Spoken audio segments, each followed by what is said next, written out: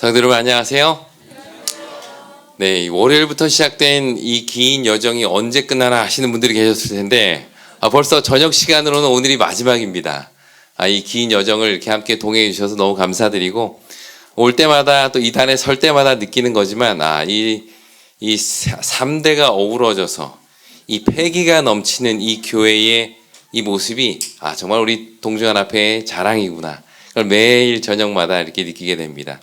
이 교회를 통해서 우리 하나님께서 마지막 남은 백성들, 남은 교회들에게 주신 귀한 사명이 이루어지게 되기를 간절히 바랍니다.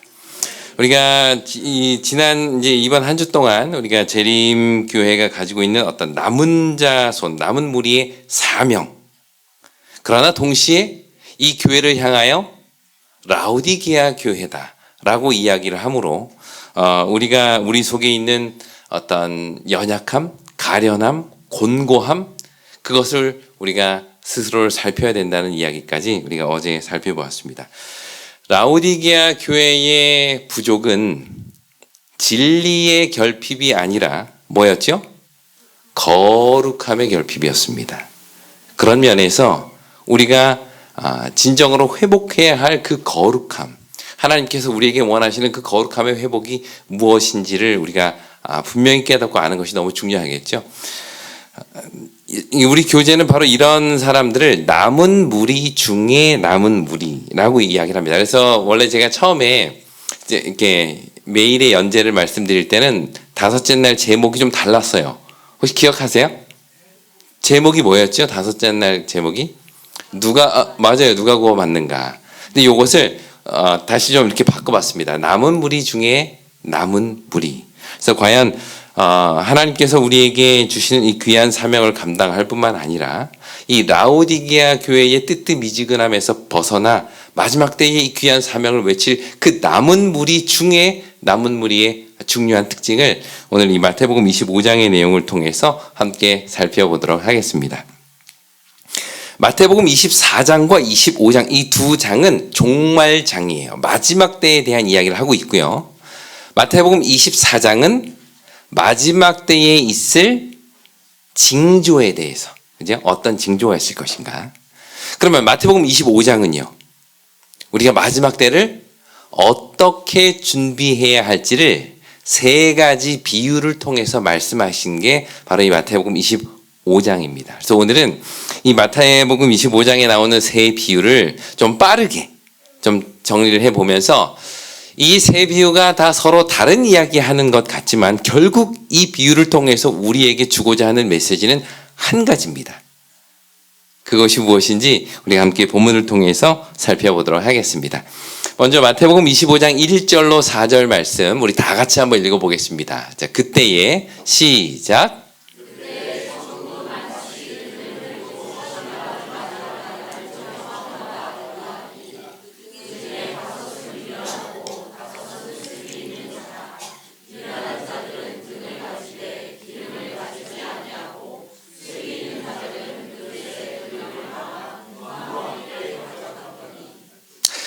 네, 고맙습니다. 여기 보니까 10명의 처녀가 등장해요. 이제 혼인잔치에. 이 10명의 처녀는 누굴까요? 많은 분들이 오해를 하시는데 이 10명이 10명의 신부라고 생각하는 분들이 종종 있으세요. 신부가 10명인데 신랑은 1명이 큰일 납니다. 여기서 말한 10명의 처녀 신부 아니에요. 그러면 이 사람은 누구예요? 들러리입니다. 들러리. 이 당시 유대의 결혼 풍습을 보면 신랑이 신부 집에 신부를 데리러 가요. 그러면 그 신부 집에 누가 같이 있어요? 네, 그 신부들의 친구들이 그 가는 길에 등을 비춰주기 위해서 이 등을 가지고 있습니다. 그래서 신랑을 기다려요. 그러다가 이제 신랑이 오면 그 등을 가지고 같이 신랑 집에까지 가서 그 신랑 집에서 잔치를 벌이는 것이 이 당시 이제 이 유대 지역의 이제 풍습입니다. 그렇다 보니까 이 사람들은 이제 신랑이 오기를 기다리고 있는 거예요. 근데 여기에 있는 10명의 처녀의 공통점들이 있습니다. 본문이 말하는 공통점들. 어떤 공통점이 있죠? 첫째는 다 뭐가 있어요? 등이 있습니다. 다 등이 있어요. 또 어떤 공통점이 있어요? 누구를 기다려요? 다들 신랑을 기다리고 있어요. 이런 면에서 이 10명의 처녀들의 모습은 마치 오늘날 이 남은 교회를 본 것 같아요. 우리는 다 손에 뭐가 들려 있습니까? 이 교회가 깨닫게 된 이 마지막 때의 남은 자손들, 남은 백성들이 전할 기별과 진리가 우리 손에 다 들려 있어요. 재림교회가 가르치고 이해하는 성경 진리들을 여러분들이 다 아십니다. 우리 손에는 진리가 들려 있고요. 그리고 다 우리는 또 누구를 기다려요? 예수님의 재림을 기다려요. 그런 면에서 우리는 다 이 10명의 처녀입니다. 그런데 이 비유는 이 10명의 처녀의 구분이 전혀 없던 것이 어느 한 가지 기준으로 두 개로 딱 나누어지는 것을 보게 돼요. 그 하나의 기준이 뭘까요? 기름이 있느냐 없느냐 하는 것입니다. 진리는 있어요. 그리고 다 예수의 재림을 기다려요. 마치 우리가 다 남은 자손이라 자부하며 진리를 가지고 예수의 재림을 기다리는 것처럼요. 그런데 한 무리는 성령이 있고 다른 한 무리는 성령이 없다는 거예요. 화이트보이는 이 기름에 대해서 실물교훈에서 이렇게 소개를 합니다. 그들은 등은 가졌으나 기름 그릇에 기름을 가지고 있지 않았다. 미련한 5 처녀 이야기죠. 그들은 뭐가 결핍됐대요? 성령이 결핍되었다. 여기 이 성령이 결핍된 자들의 모습은 어떤 모습일까요? 진리는 있는데 성령이 결핍되었다. 이게 어떤 삶일까요? 진리는 있어요.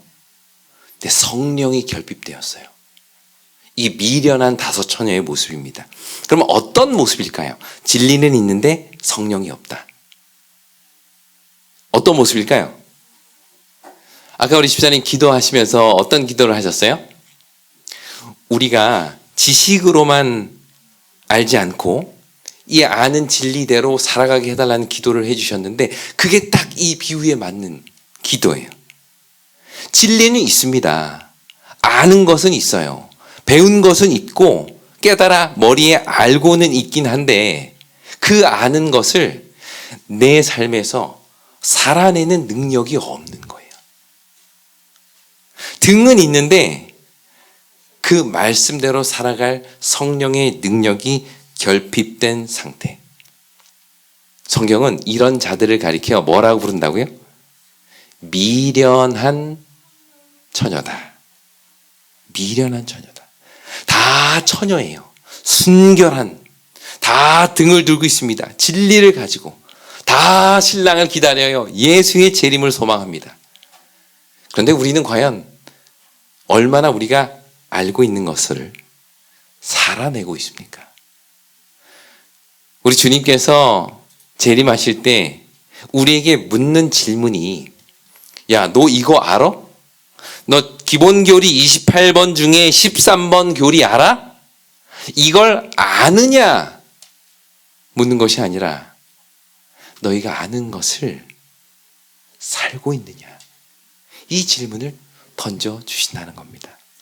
저는 이 말씀 드리면서 사실 제일 마음에 찔림이 큽니다.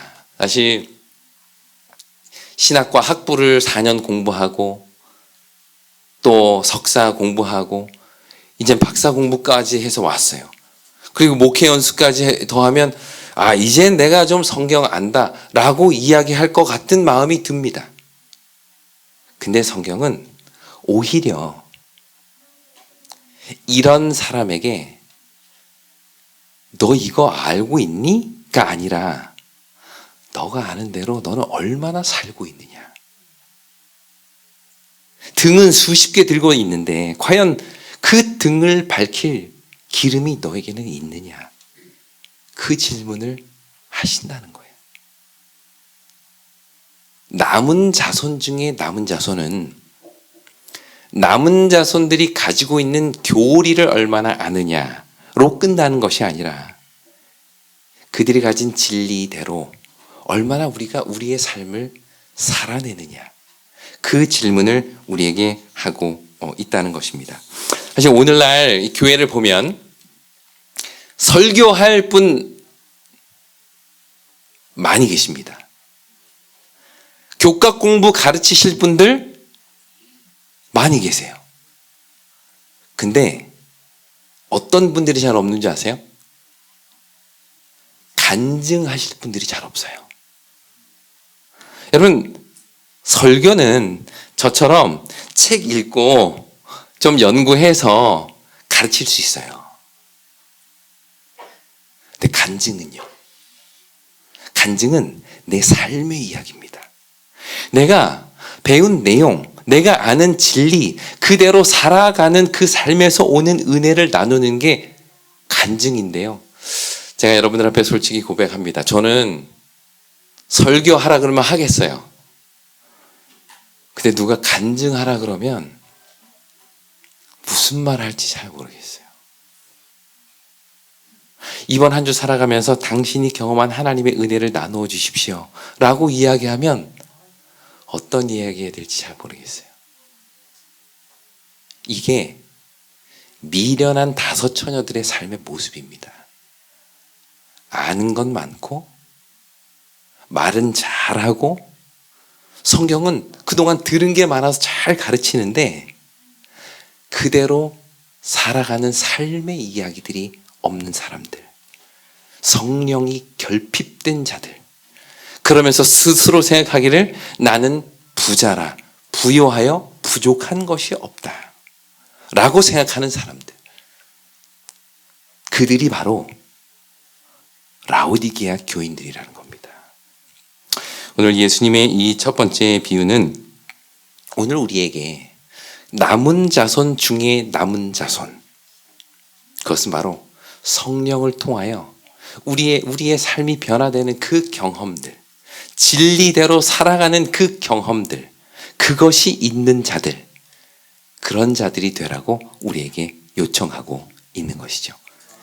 이런 삶이 저와 여러분들의 삶이 되기를 간절히 바랍니다. 이 교회가 간증이 넘쳐나는 교회가 되었으면 참 좋겠습니다. 우리의 삶에 크고 작은 구원의 경험들이 매일 매주 나눠지는 곳이 이 단상이 되었으면 좋겠습니다. 그래서 주님 앞에 미련한 다섯 처녀가 아니라 그 말씀을 경험하며 살아가는 슬기로운 다섯 처녀가 되기를 간절히 바랍니다. 우리 두 번째 비유는요, 우리가 잘 아는 달란트의 비유인데요. 14절부터 15절 말씀을 제가 읽겠습니다. 또 어떤 사람이 타국에 갈 때에 그 종들을 불러 자기 소유를 맡김과 같으니 각각 그 재능대로 하나에게는 금 5달란트를, 하나에게는 2달란트를, 하나에게는 1달란트를 주고 떠났더니, 어떤 사람이 이제 멀리 이제 여행을 갔나 봐요. 그리고 가면서 이 종들을 불러다가 달란트를 나눠줍니다. 근데 이 달란트를 좀 똑같이 공평하게 좀 주면 좋겠는데, 한 사람에게는 5달란트를, 한 사람에게는 2달란트를, 한 사람에게는 1달란트를 주고 떠나요. 그리고는 주인은 이제 사라집니다. 무대에서 사라져요. 그리고는 이 본문의 이 포커스가 바로 이 남아있는 세 종에게 딱 초점이 맞춰져요. 그 결과를 본문은 이렇게 이야기를 합니다. 16절부터 있는 말씀 제가 읽어볼게요.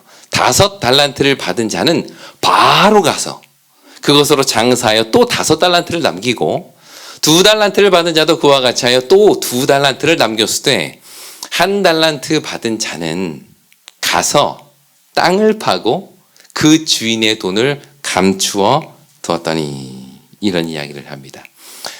자, 제가 한번 질문을 드려볼게요. 이 1달란트 받은 사람한테 1달란트를 준 게 아니라 몇 달란트를 줘요? 5달란트를 줬다고 한번 가정을 해보겠습니다. 이 사람 어떻게 행동했을까요? 자, 1번. 이 사람 바로 가서 진짜 열심히 일했다. 2번. 똑같이 땅에 묻어뒀을 것이다. 자, 1번일 것 같다. 한번 손 들어볼까요? 이 사람 1번일 것 같아. 5달란트, 이 사람이 1달란트 땅에 묻어둔 건 상대적 박탈감 때문이야.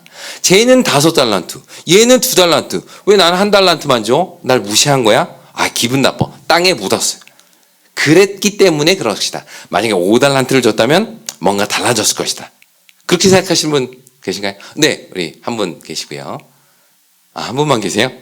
그러면 아니다. 이 사람한테 5달란트를 줘도 땅에 묻어뒀을 것이다. 오, 거의 대부분은 그렇게 생각하세요. 네. 아, 정말 이 삼패동교회의 이 실력이 정말 대단합니다. 아, 저같이 궁금해하는 사람들이 있을까봐 아마 화이트부인도 그 실물기원 이 비유를 소개하면서 이런 설명을 해주셨어요. 주님께서는 선물을 나누어 주심으로써 사람의 무엇을 시험하신다? 무엇을요? 품성을 시험한답니다. 이날 이 달란트를 나눠준 게 가만히 보면 우리는 그 사람의 능력을 시험하는 것 같아 보여요. 얼마나 일을 열심히 했냐, 얼마나 돈을 더 많이 남겼냐, 이게 주인의 초점인 것처럼 보입니다. 그래서 우리가 이 달란트 비유 이야기를 하면서 장로님 받은 5달란트 그거 열심히 이거 해야 됩니다. 그래 5달란트 남겨야죠. 여러분 열심히 일하십시오. 받은 달란트 땅에 묻어두면 되겠습니까? 5달란트 남겨야지. 우리가 이런 이야기 많이 하죠. 그런데 사실 주인에게는 이 달란트의 양이 그렇게 중요한 것 같아 보이진 않아요. 뭘 보면 알 수 있어요? 5달란트 남긴 사람이나 2달란트 남긴 사람이나 칭찬이 어때요? 똑같아요. 같은 칭찬을 합니다. 그러면 이 사람이 뭘 시험한 걸까요? 이거는 그 사람이 얼마나 능력 있는 종이냐를 나타내는 것이 아니라 그 종이 어떤 품성을 가진 존재인가를 드러내준다는 거예요. 자기의 달란트를 활용하는데 등한히한 사람은 자기 자신이 불성실한 종임을 뭐 했대요?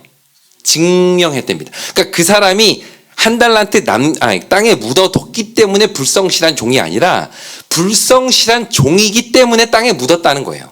자기의 불성실함을 그렇게 증명해냈다는 겁니다. 자기의 행동으로.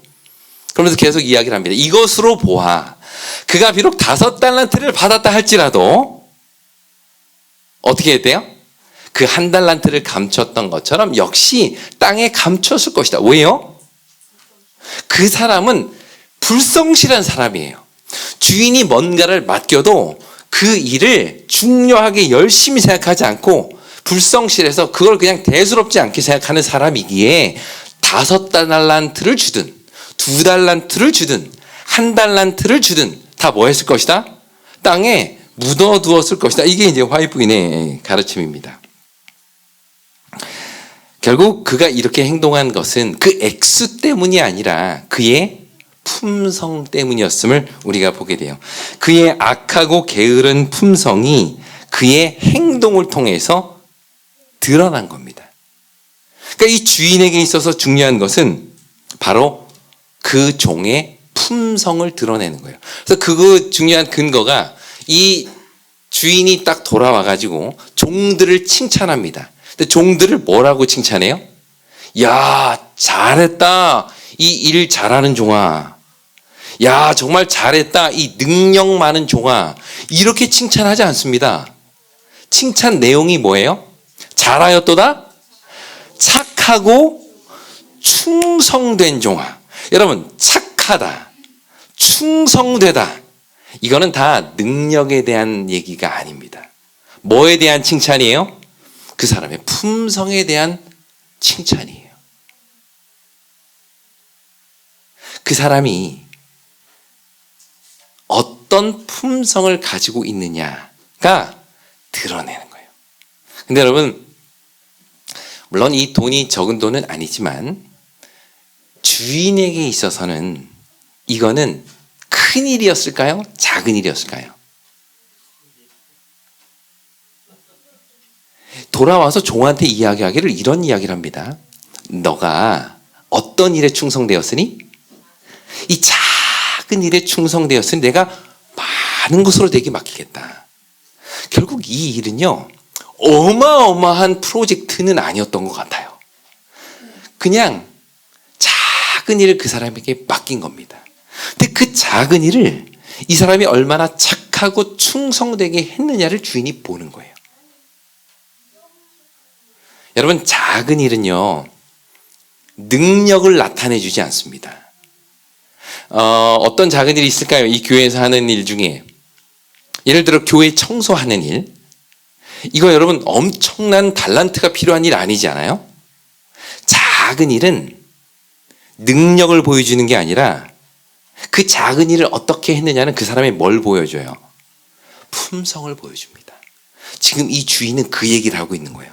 너가 야 이렇게 작은 일을 충성되게 잘했네. 야 너 정말 착하고 충성된 종이구나.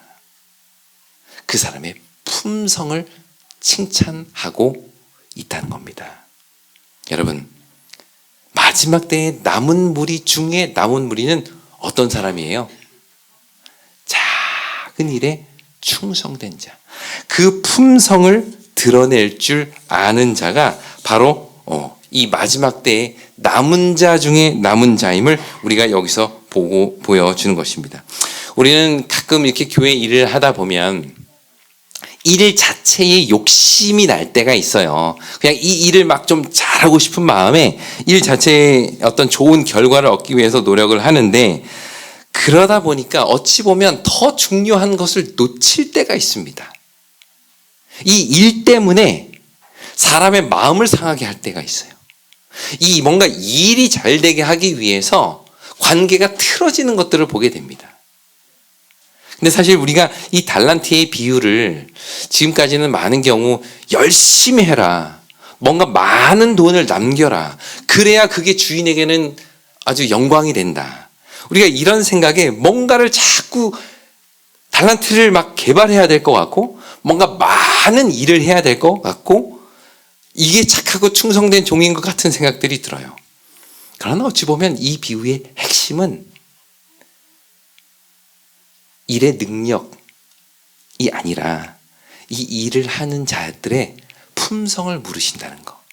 얼마나 충성된 일을, 그 작은 일이라도 성실하게 하고 있느냐, 이걸 물으신다는 거예요.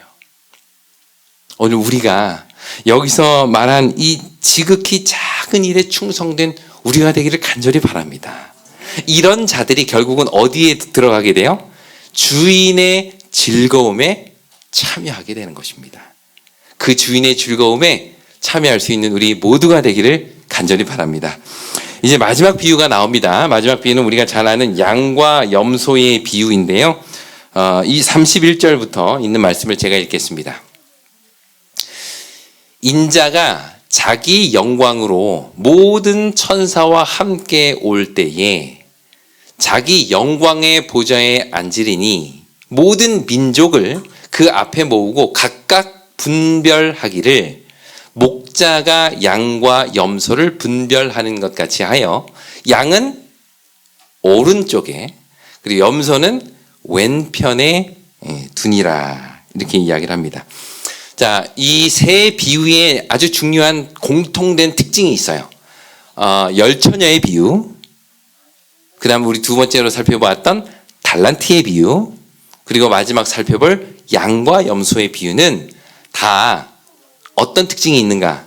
처음에는 다 같이 존재합니다. 10명의 처녀, 3명의 종, 그리고 양과 염소도 이렇게 다 섞여 있어요. 그러니까 마치 우리가 남은 무리라는 이름으로 이 한 교회에, 한 공간에 지금 다 섞여 있는 것처럼 이 세 비유에 보면 다 섞여 있습니다. 그런데 주인이 왔을 때 이 섞여 있는 그룹이 나눠져요. 신랑이 왔을 때 슬기로운 처녀와 미련한 처녀, 주인이 돌아왔을 때 착하고 충성된 종과 악하고 게으른 종, 그리고 마지막 임금이 돌아왔을 때에 양의 무리와 염소의 무리로 나눠지게 되는 거죠. 그러면 이 양과 염소를 구분하는 기준은 뭘까요? 우리 34절부터 제가 읽어보겠습니다.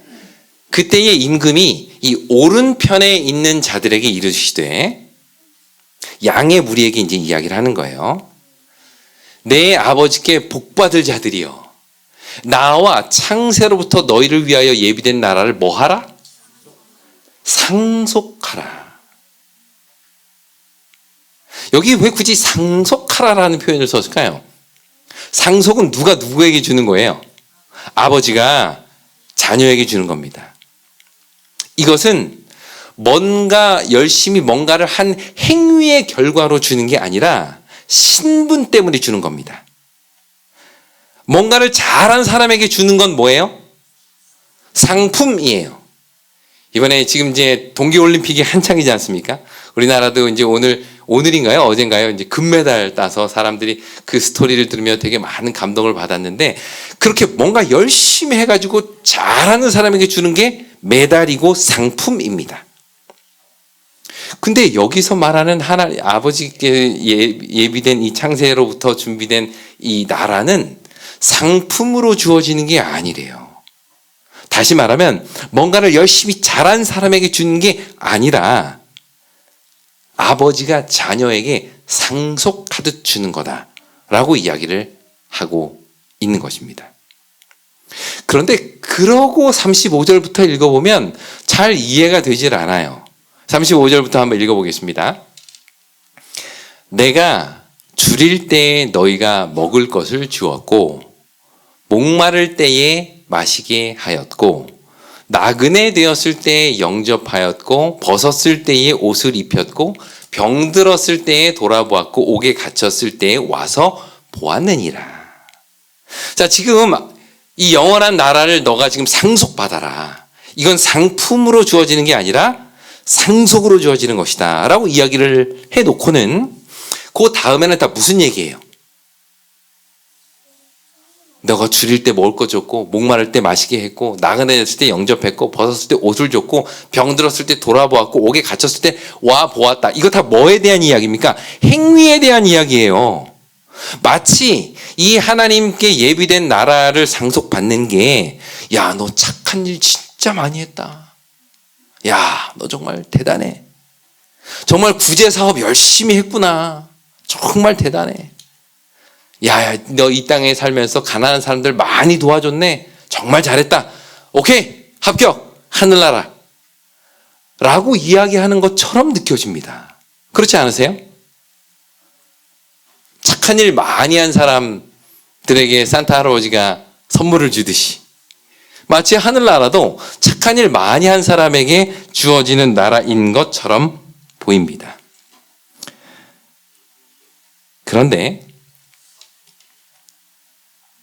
그렇지 않은 염소의 무리에 대해서 이야기를 하면서 너희들에게는 이 상속이 주어지지 않는다고 이야기를 합니다. 근데 그들이 아니 왜 우리는 이런 걸 상속받지 못하지요? 라고 따져 물었을 때 똑같은 이야기를 해요. 너가 내가 줄일 때 먹을 걸 주지 않았고 목마를 때 마시게 하지 않았고 나그네 됐을 때 영접하지 않았고 벗었을 때 옷을 입히지 않았고 병들었을 때 돌아보지 않았고 갇혔을 때 와보지 않았다. 근데 지금 줄일 때 또 목마를 때 나그네 되었을 때 벗었을 때 병들었을 때 옥에 갇혔을 때 자, 요거의 주어가 뭡니까? 주어 누구예요? 내가입니다. 내가. 지금 여기서 말하는 내가는 누굴까요? 이 비유에서 이 34절부터 나오는 이 비유에서 누구예요? 임금이에요. 임금이에요. 이 말을 들었을 때 양쪽 다 깜짝 놀라요. 내가 이 양의 무리는 왜 놀라요? 야, 너희들 상속받아라. 그러면서 뭐라 그래요? 내가 갇혔을 때 돌아보지 않았느냐. 그러니까 깜짝 놀라요. 왜 놀라요? 우리가 언제 그랬어요? 제가 언제 그랬습니까? 깜짝 놀라요.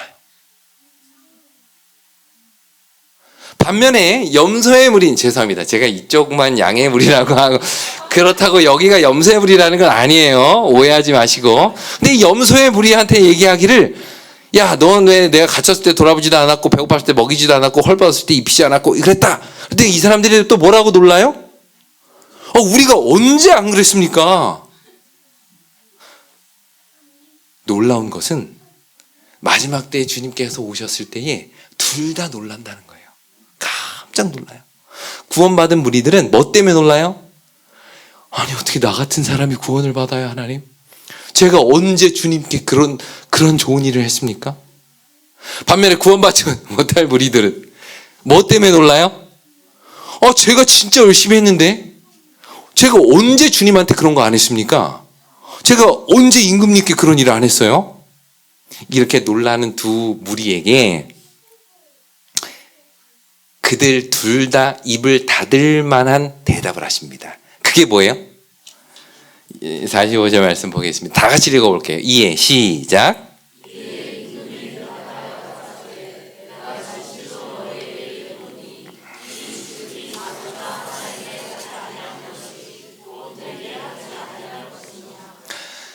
자, 여기에 이 비유의 핵심이 있습니다.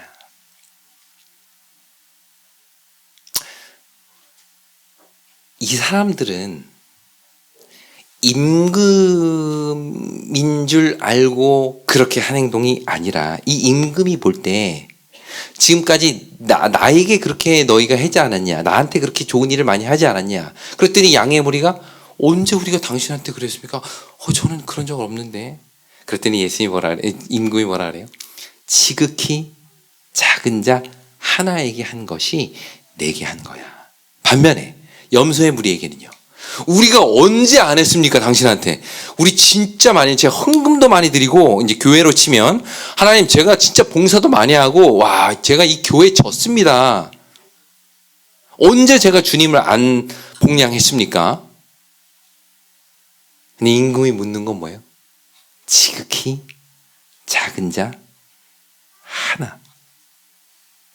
여기 이 지극히 작은 자라는 건 어떤 크기의 자금을 이야기한다면, 하나는 뭐예요? 수적 자금을 이야기해요. 그러니까 이 표현은 작은 것 중에 가장 작은 거. 지금 그걸 물어보시는 거예요. 양과 염소를 구분하는 기준은 그들의 행위의 종류가 아니었습니다. 바꿔 말하면 염소의 무리가 언제 우리가 그렇게 안 했습니까? 이 말은 무슨 얘기예요? 우리도 그렇게 했다는 거예요. 했다는 거예요. 염소의 무리도 그렇게 했습니다. 근데 문제는 뭐예요? 행위의 종류가 아니라 행위의 대상이에요. 지금 이 임금이 묻고 있는 것은 너가 나한테 안 했다는 게 아니라 지극히 작은 자 하나에게 그렇게 안 했다는 거예요. 여러분, 지극히 작은 자 하나를 어떻게 대하느냐는 그 사람의 능력에 대한 내용이 아니에요. 이건 뭘까요? 그 사람의 품성의 이야기입니다. 모두가 무시하고 교회 와도 교회 왔는지 안 왔는지 알지도 못하는 그 한 사람. 예배 끝나고 점심시간에 어디 누구랑 밥 앉아서 밥 먹을 사람 없어가지고 얼른 급하게 그냥 밥만 먹고 가는 그 우리 눈에 보기에도 지극히 작은 그 한 사람. 그 한 사람을 어떻게 했느냐. 그걸 물으신다는 거예요. 그러니까 양과 염소의 무리의 구분은 행위의 종류가 아닙니다. 염소의 무리도 얘기를 해요. 우리가 언제 그렇게 안 했습니까? 우리도 그런 행위 했습니다. 그때 임금이 이야기를 하죠. 지극히 작은 자 하나에게 하지 않은 것. 너희 눈에 볼 때 대단한 사람, 귀한 사람, 좋은 사람, 깨끗한 사람, 돈 많은 사람, 능력 있는 사람, 누구나 잘할 수 있죠. 그 사람 오면 우리 다 일어나서 인사할 수 있지 않습니까? 그런데 지극히 작은 자 하나에게 너희가 어떻게 했느냐가 결국 이 두 무리를 나누는 기준이라는 것입니다. 아까 우리가 달란트의 비유에서도 이야기했듯이 이 주인이 보는 것은 지극히 작은 일에 충성되느냐를 보는 거예요. 그 마지막 주인의 칭찬이 너가 이 작은 일에 충성되었음에 내가 많은 것으로 내게 맡기리니 주인의 즐거움에 참여할지어다. 뭘 칭찬하는 거예요? 그 사람의 품성을 칭찬하는 겁니다. 작은 일, 아무도 보지 않는 그 일, 그 누구도 중요하게 생각하지 않는 그 일, 그러나 반드시 해야 되는 그 일, 묵묵하게 그 일 하나하나 해나가는 그 모습을 보면서 잘하였도다, 착하고 충성된 종아, 그걸 보신다는 겁니다. 사실 우리 교회가 이렇게 운영되기 위해서 우리가 다 알아요. 보이지 않는 곳에서 많은 분들의 충성된 봉사가 있다는 것을요. 그게 없으면 이 교회라는 집단은 운영되지가 않습니다. 왜요? 교회에 나온다고 뭐 누가 돈을 줍니까? 뭐 오히려 돈을 내지요, 헌금을. 우린 헌금을 내면서 교회 오지 않습니까? 근데 이런 비영리 교회가 운영되고 발전한다는 얘기는 무슨 얘기예요? 지극히 작은 일에 충성된 자들이 모여 있다는 거예요. 그런 자들의 보이지 않는 헌신과 수고가 오늘날 이 삼패동 교회가 있게 만든 겁니다. 하나님은 바로 그런 자들을 귀히 보신다는 거예요. 지극히 작은 자 하나를 어떻게 했느냐? 하나님은 그런 자들을 찾고 계시다는 겁니다.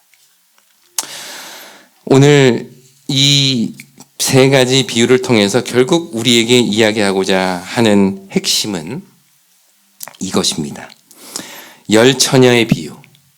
모두가 다 진리의 등을 들고 신랑을 기다렸어요.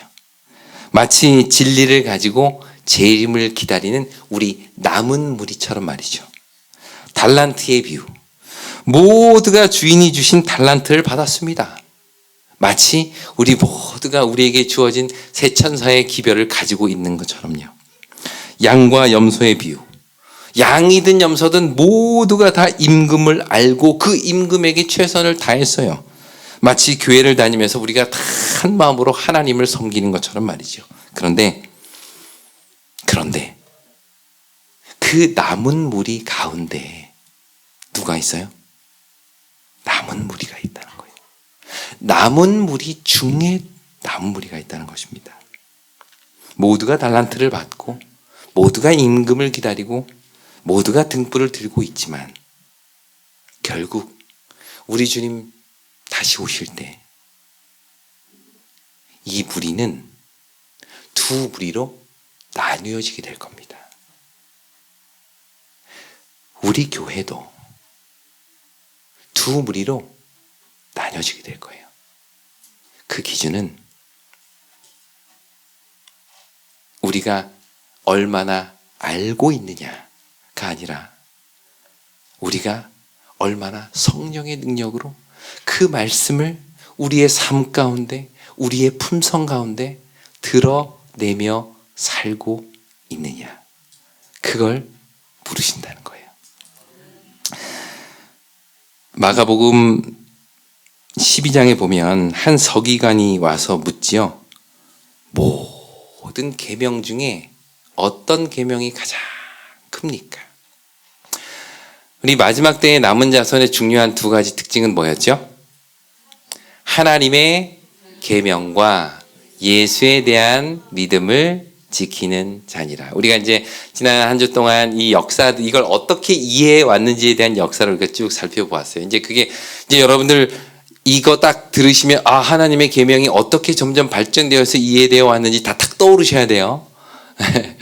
근데 보시면 이 하나님의 계명과 예수에 대한 믿음을 지키는 자들이 이 마지막 때에 있는 남은 무리의 중요한 특징인데 이걸 예수님의 이 대화 가운데 한번 답을 찾아볼게요. 어떤 계명이 제일 큰 계명이죠? 라고 물었을 때 예수님이 이런 대답을 하셔요. 내 마음을 다하고 목숨을 다하고 뜻을 다하고 힘을 다하여 주 너희 하나님을 사랑하라.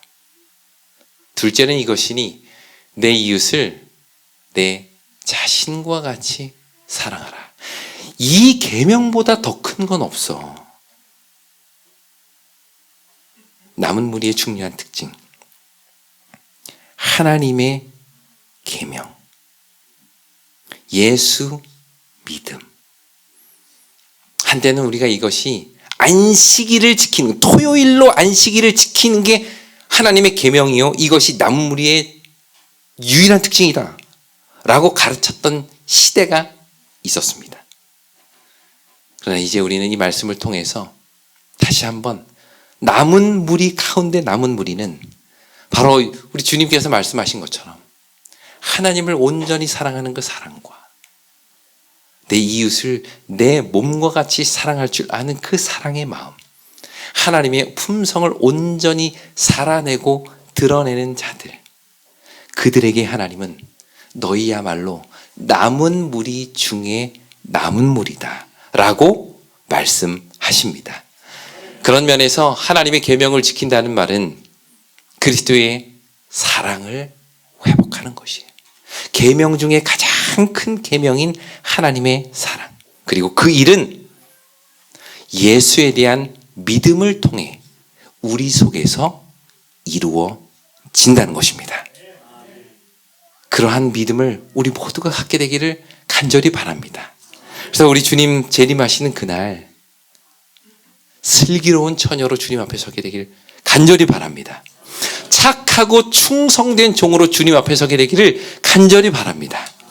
양의 무리로서 하나님의 영원한 나라를 상속받는 우리 모두가 되기를 간절히 바랍니다.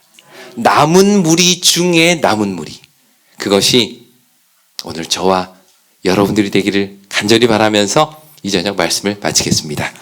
기도하겠습니다.